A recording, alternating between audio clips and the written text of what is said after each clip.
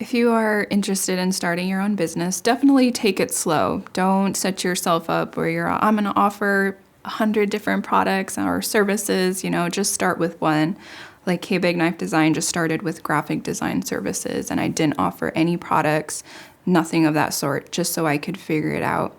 As for the business side, definitely set up a separate bank account that has its own debit card, even a credit card line, and a savings account. As a business, you don't want your personal funds to get mixed up with your business funds because that could happen very quick. Second thing, always reinvest some of your earnings back into your business, whether you're buying marketing materials or you're buying new products or restocking products.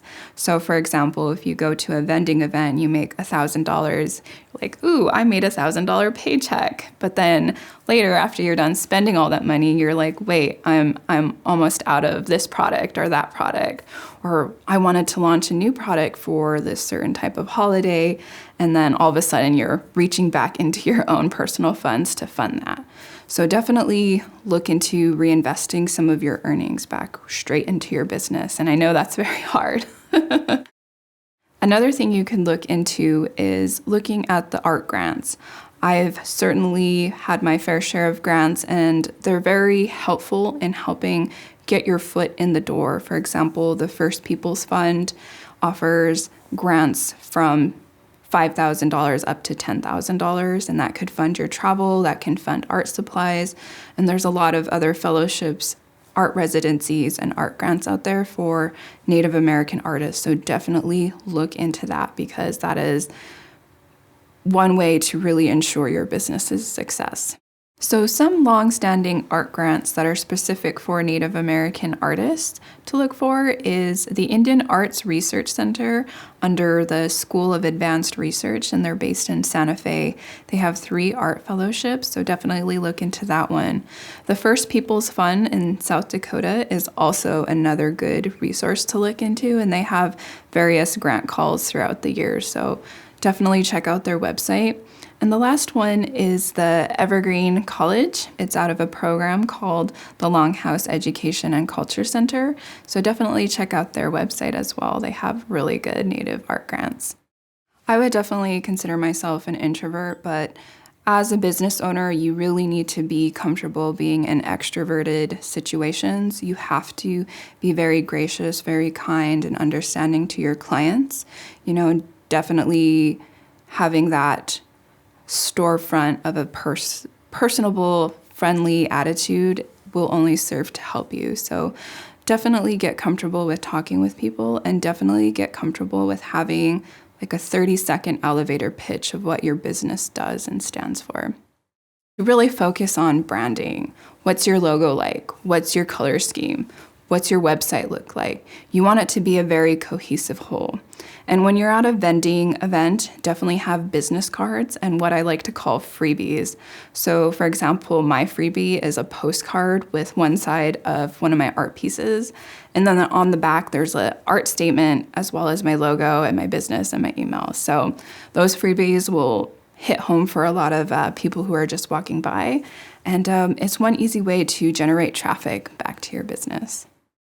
My last piece of advice for starting your own business is keep track of your expenses on your business, whether it was gas, whether it was design software, whether it was travel.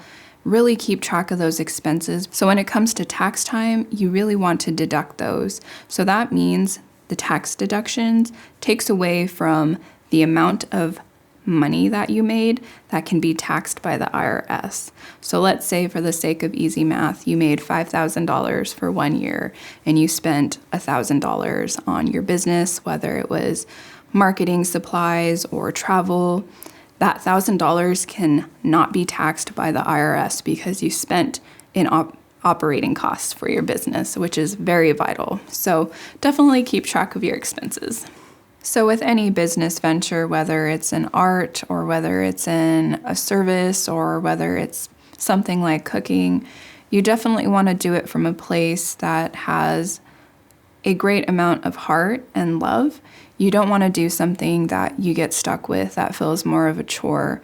Especially as an artist, you don't want to be doing it for the money. So, for example, even myself, I get caught up in the idea of what next project can I do that will be bigger and better than the last. And it starts to become very exhausting and soul taxing. And then you start asking yourself, why am I even in this field? But that is not why you should get into business.